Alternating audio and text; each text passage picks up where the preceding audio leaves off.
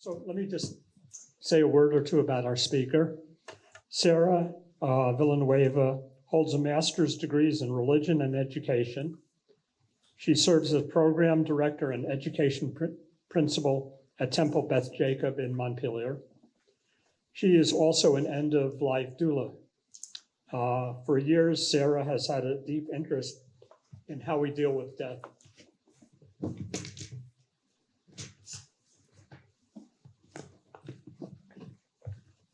Sarah told me that her presentation will run about 20 minutes or less or more or less. And so hold questions until Sarah's finished. Certainly there'll be plenty of time for questions and answers or for your comments or any statements anyone wants to make.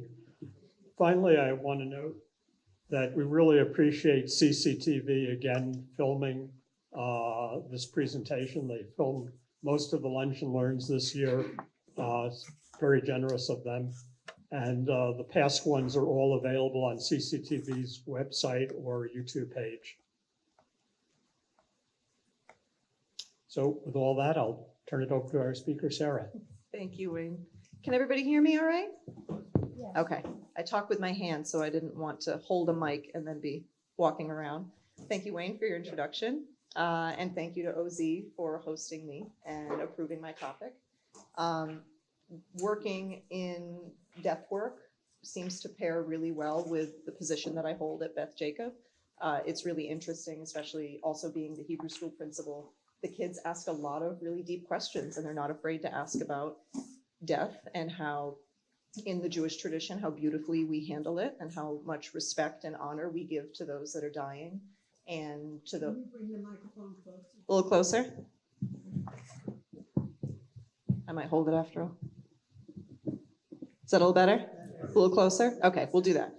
Let's scoot it this way. So, but I've always been inspired. I'm a Jewish convert, and so it was really interesting growing up and seeing the American attitude towards death and how we like to pretty it up, and we don't want to really use the correct terms for a lot of what we're experiencing, both in grief and with end stages of dying. We give them all these prettied up terms. We don't say dead, we say passed on, we say crossed over.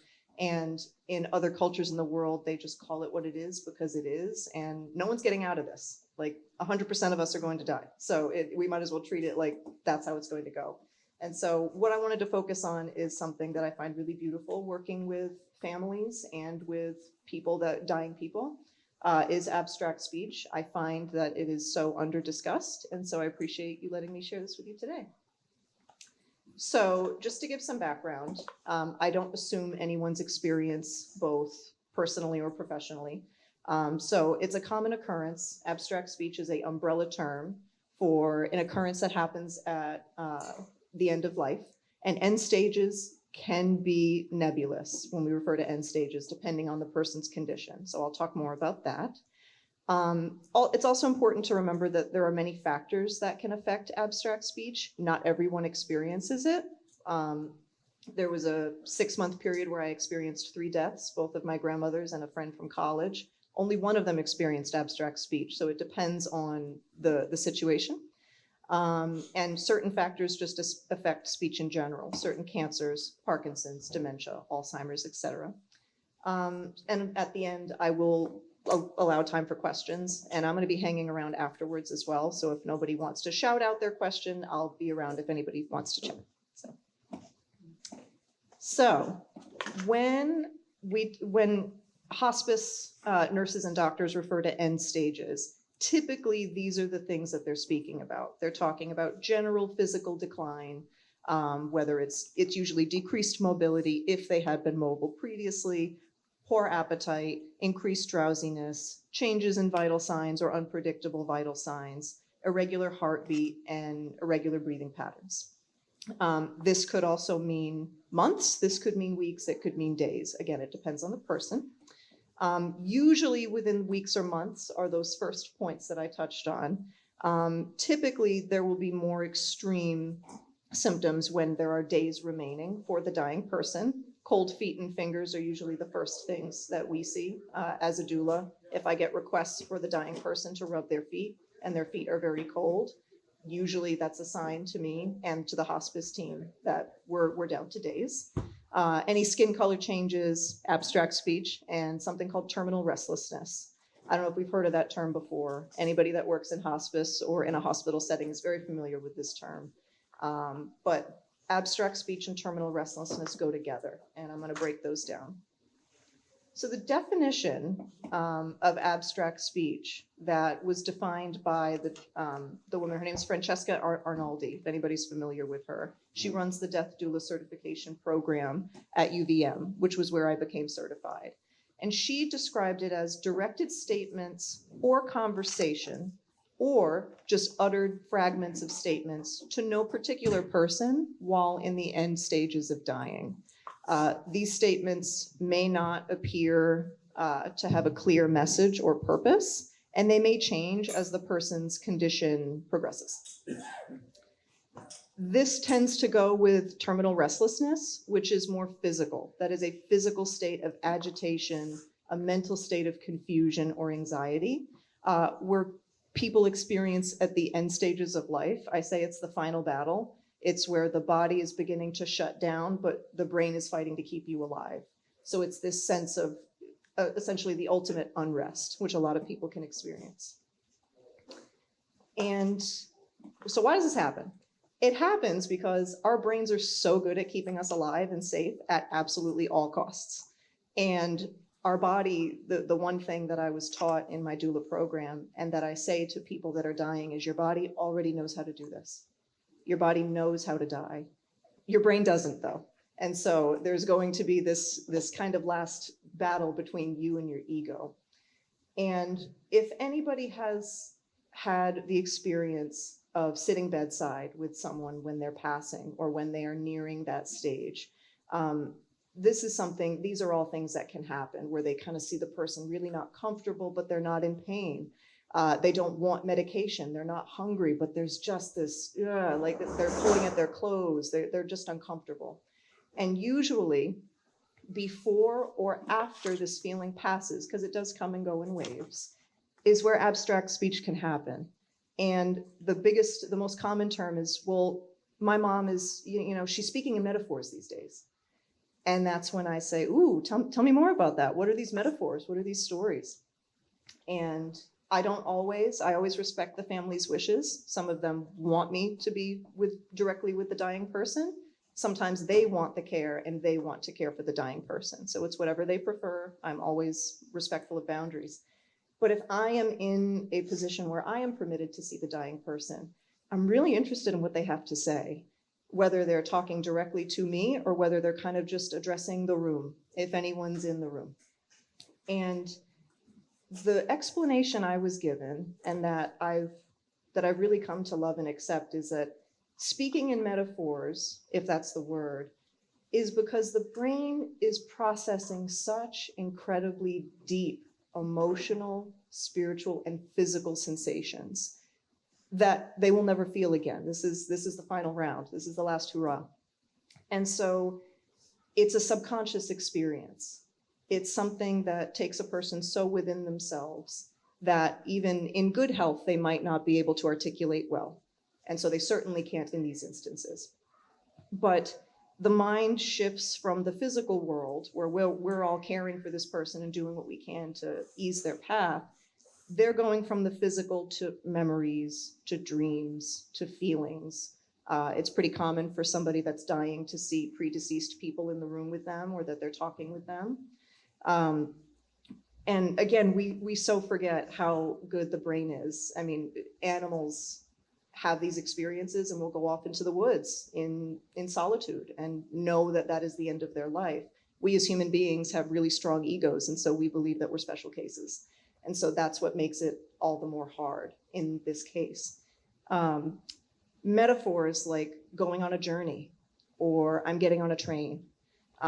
These are ways of the person making sense of the final stop of this journey, using journey terms or traveling terms, communicating what they're feeling or seeing, especially when they sense that they're nearing death. And when someone says that whether it's direct or not, that they're nearing death, believe them, because they are.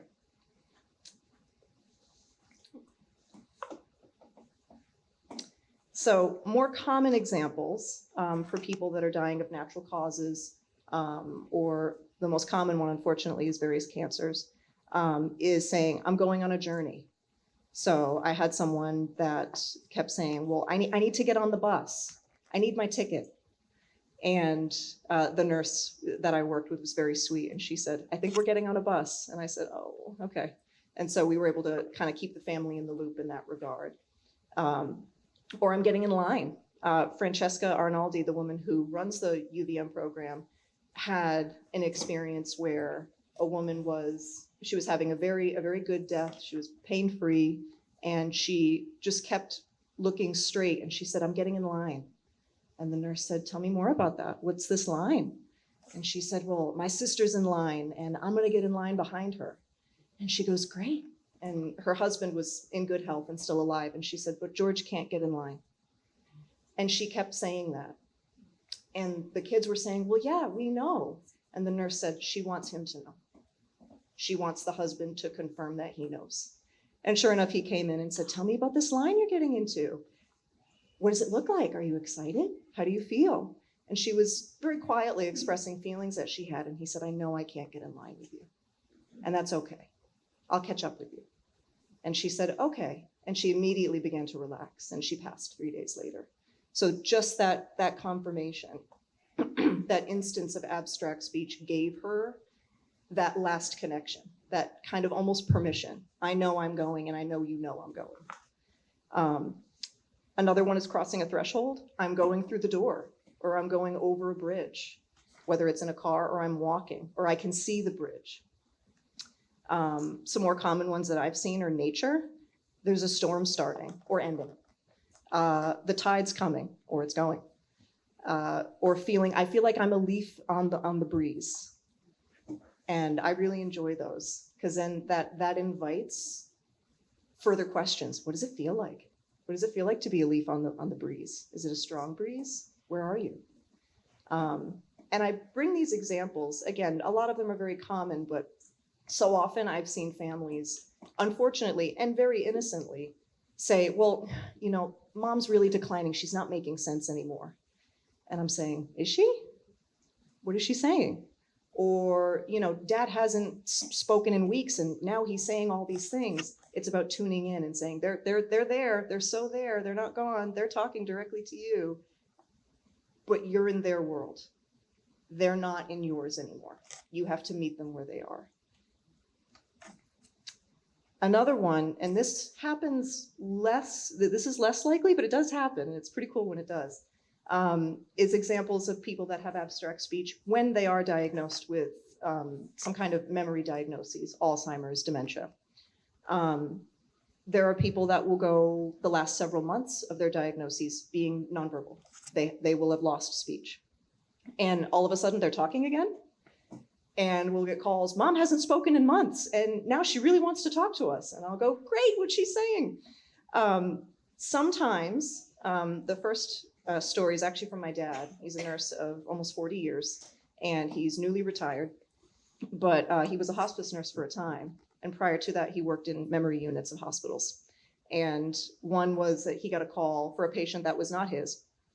And they said that this man had rather advanced dementia and wasn't really talking very much. And all of a sudden he was getting up and pacing his hospital room, and the nurses couldn't get him to relax.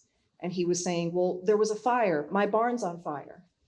In his prime, he was a farmer that produced commercially, and his barn had suffered a very serious fire. He lost livestock, he lost product. And so that's where he was in his reality. And they kept trying to say, there's no fire, which nurses are angels of this earth, but trying to tell someone with Alzheimer's that their reality isn't real, you're not going to get anywhere. And so my dad said, well, let me step in. And he walked in and he goes, Mr. whatever his name was, I just want to let you know I got off the phone with your son. The fire is under control. And this man went, oh, thank you. I'm starving, and immediately wanted a pizza. So the relaxment that he felt was immediate, and then he was off to caring for his other needs. And it was, I really appreciate how he handled that. And he does love telling that story. The other one is gaining speech when it was lost, but also with a language shift. And this is where translators come in. This is where I have not had this experience personally, but my great-grandfather had Alzheimer's for 11 years, and he didn't speak at all for the last 5. But towards the end, my mother told me a lot of stories about how one day he had a lot to say, but it was all in French. He's from French-speaking New Brunswick. And so she goes, well, at least I know where he is, but I don't know how to help him. And so we had to bring in other extended family members to figure out what his needs were. But it was really interesting because she said I had never heard him speak French. He was always English speaking. So she got to experience that side of him. For a lot of us, for a lot of people, English speaking or not, the same kind of phrasing and the same imagery is there, but there's usually an obstacle. So it's not uncommon for people that have a memory diagnosis to say, I'm gonna get on the bus, but I don't know how to get there. Or I need my train ticket, can you help me find it? There's this sense of, I know what's coming, but I need help. There's a gap somewhere and I need someone to help me fill it. Common ones are the obstacle is gone. It's, oh, the path is clear now. Or the noise is gone, I can hear the birds again. And so it's trying to see whatever it was that was not in, whatever it was that they were processing in whatever stage of reality they were in their diagnosis, there's clarity. They might not recognize anyone in the room. They might not gain all of their cognitive ability again. In fact, they usually don't. But they're telling you, they're breaking through that veil to say, I know I'm going somewhere, and this is the last dance.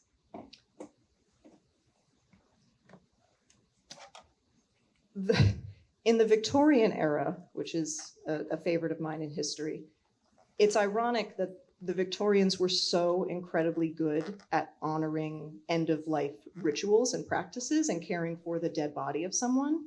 But when somebody was actively dying, what we now call abstract speech used to be called nonsense speech or drunken speech, which, a bit insulting, but it unfortunately paved the way up until the last 20 years where people really did associate this kind of indirect, vague attempt at communication as just being, oh, well, this person has lost their cognitive faculties.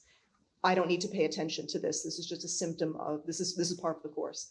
And it's not. And the one thing that, there's no response that's wrong. There's no response that's ridiculous outside of obviously anger or any kind of aggression. But again, you're in their world. You're visiting. Visit, hang out, pull up a chair. My favorite is to ask follow-ups if they have the energy. Sometimes people will say something and immediately close their eyes. That's usually not an invitation for more talking. But if the person is looking around and they seem rather active, I'll follow up. I'll say, okay, you're going through the door. What does the door look like? What's on the other side of it? What's on your side? Is anybody with you on your side? Who's on the other side? Or if someone says, well, my wife is coming to get me tomorrow. And I'll go, great. Is she here right now? When was the last time you saw her?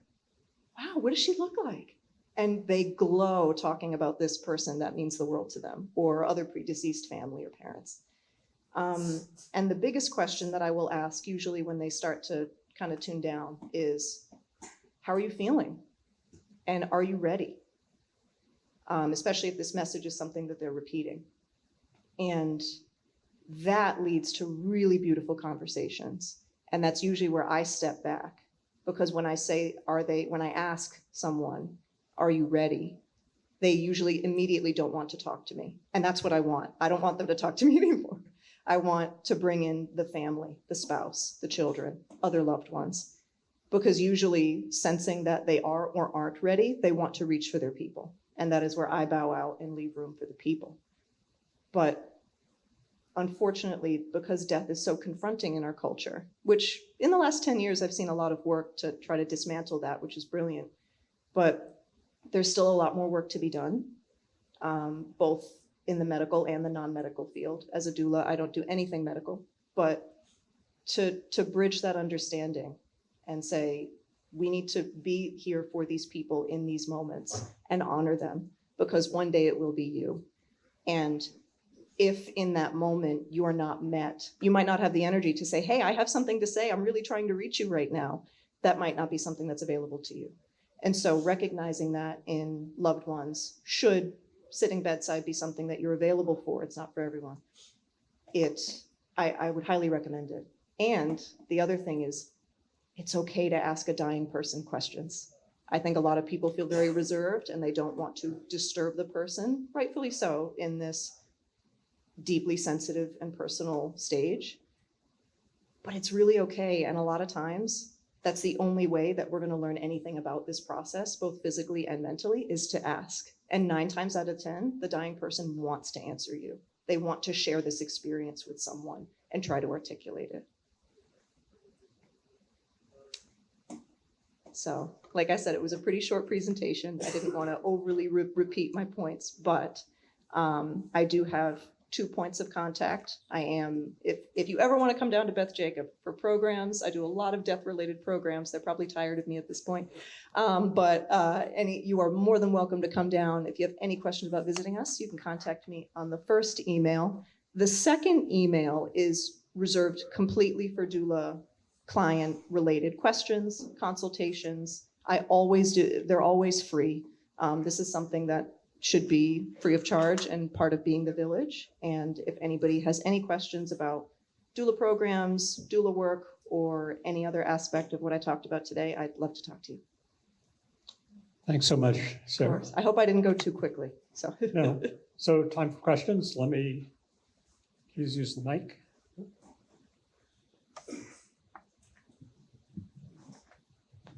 A couple of questions. Maybe you could take them one after the other. Sure. The first one is, there was a guy by the name of Raymond Moody who came here and talked at the med school, and he had some commentary about out-of-body experiences. And I'm wondering if you could chat briefly about that.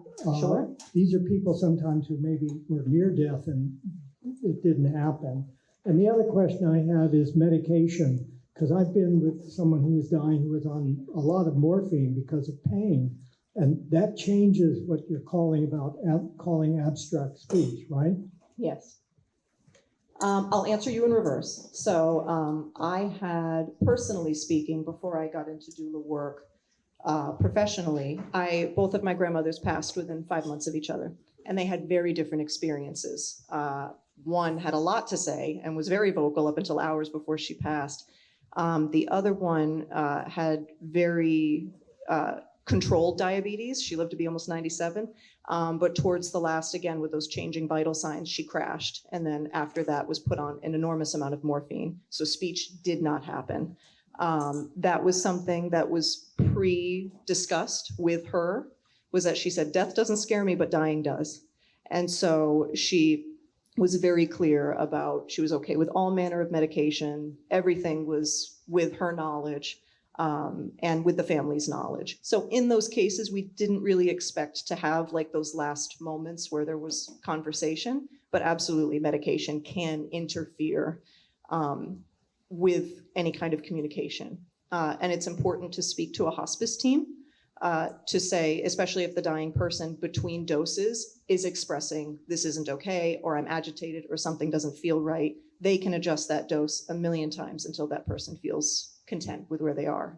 Okay, quick question here. If someone's in a lot of pain, Mhm. happened in one case, the dose of morphine was so much that they felt they weren't conscious anymore. Yeah. So there's no way to communicate. It's over at that point, right? Right. Essentially.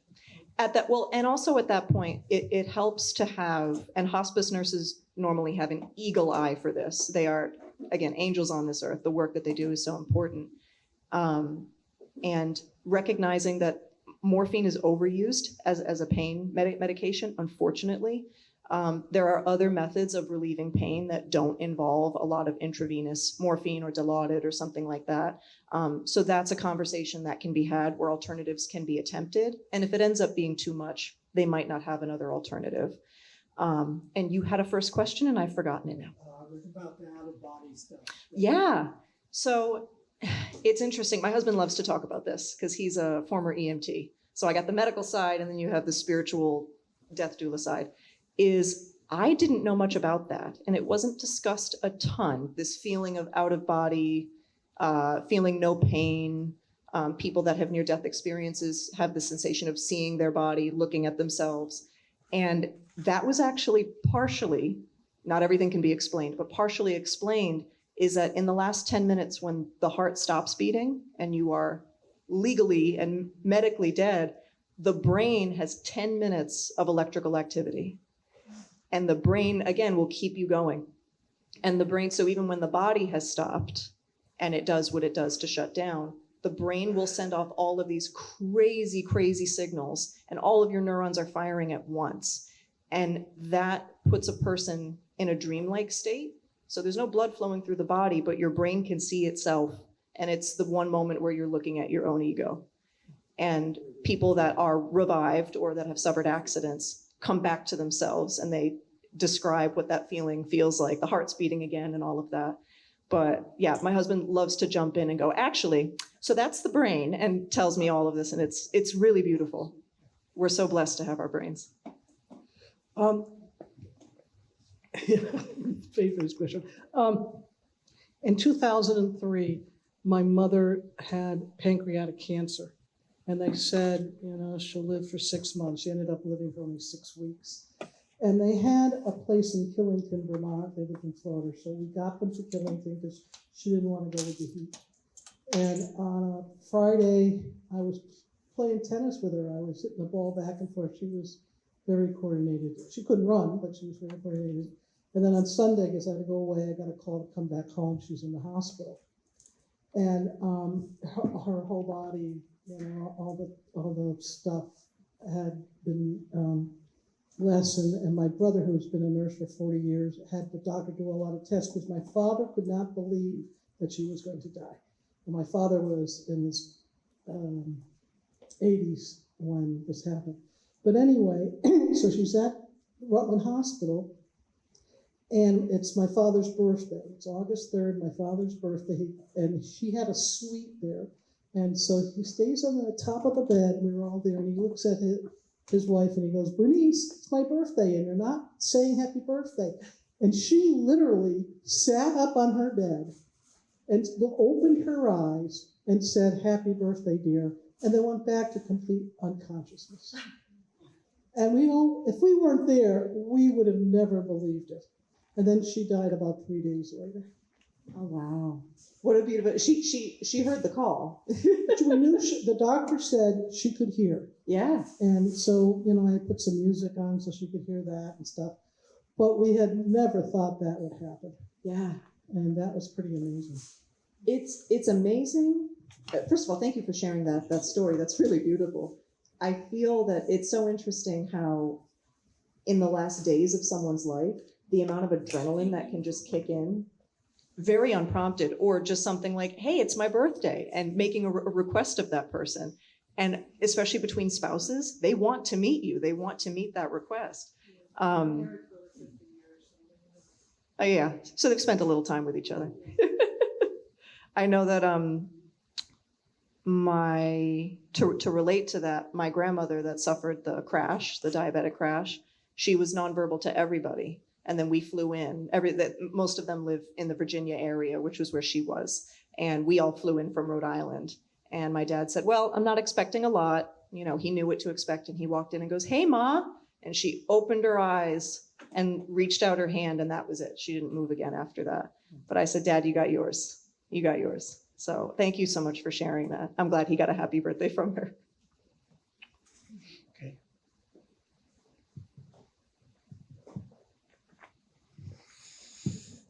I don't want to get way off the issue about dying, but there's such a fascinating parallel in terms of connections, the metaphorical connections that sometimes happen. And in my experience as a psychiatrist, I've worked with people in psychotic states where the language was a word salad. We talked at word salad, and I discovered that very often it wasn't just word salad, it was metaphor.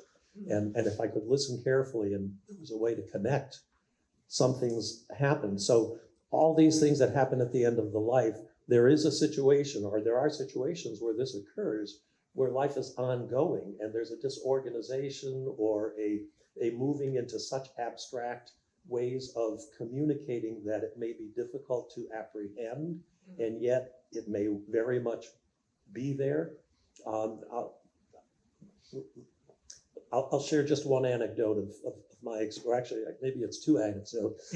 Please. In my first job out of residency, I was in Turlock, California, working on an inpatient unit where we had patients who came in psychotic, but we didn't medicate them. There still are people and organizations.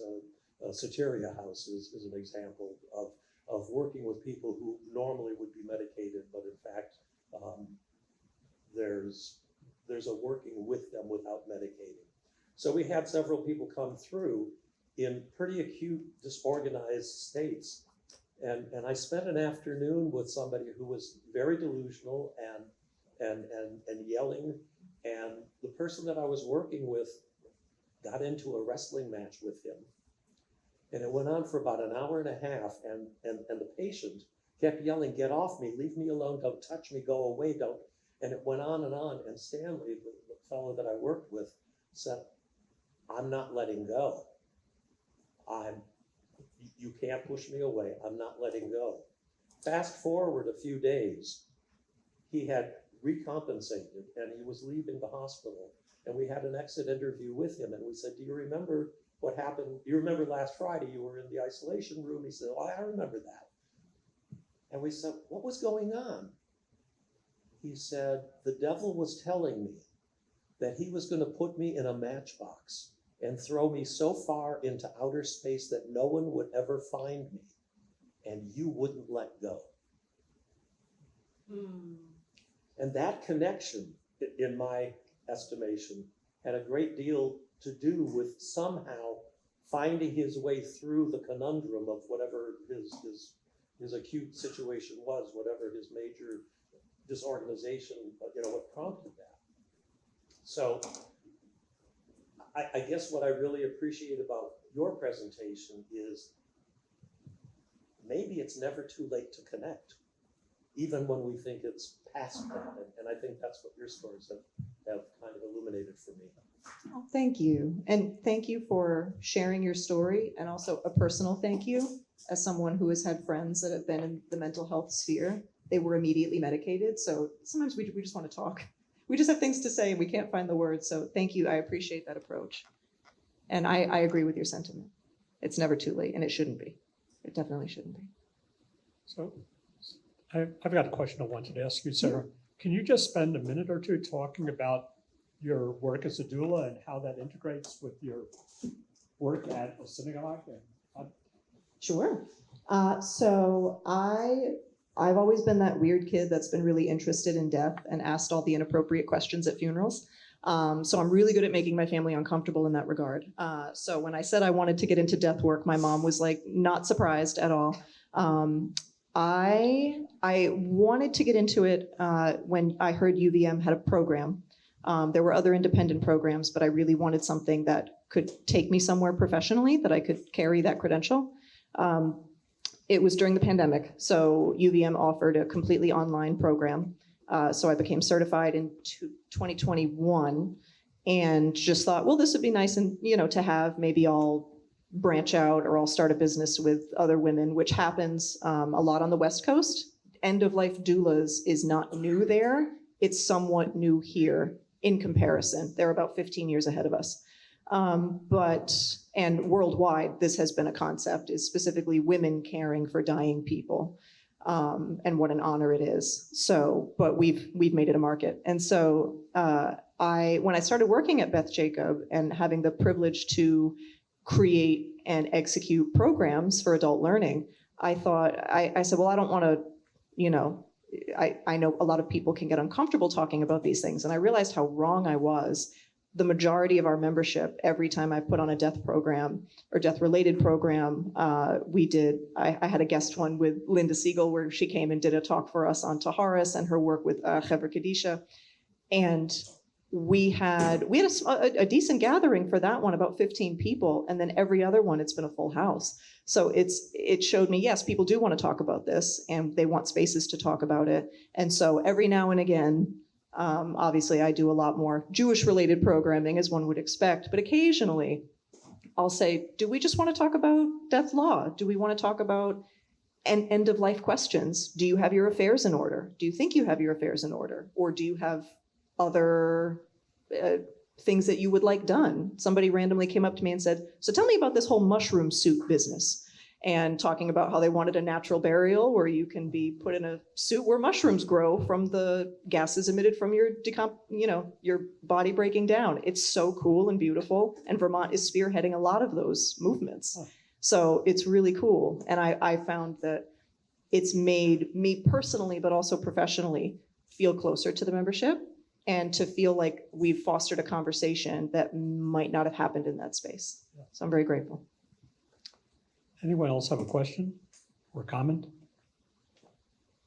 I have a story, but it's very boring by comparison to this. I don't think it's boring. Well, 22 years ago, during the Vermont Marathon, I supposedly died. I don't recall it. My doctor said it's actually happened. I can show you the records. They brought me back. I don't remember any of it. I don't remember the 9 days after when I was in a when they induced me into a coma. So I wish I could add something to your knowledge, but there isn't anything that I remember or know anything about. And I said to the doctor, maybe I just came close to dying. He said, no, you actually died, but they brought you back. So I wish I had more information to tell you, but I don't. That's already plenty, and I'm really glad that you're bad at dying to tell me the story right now. So good on you. Thank you, everyone. I really appreciated this. Thanks, Sarah.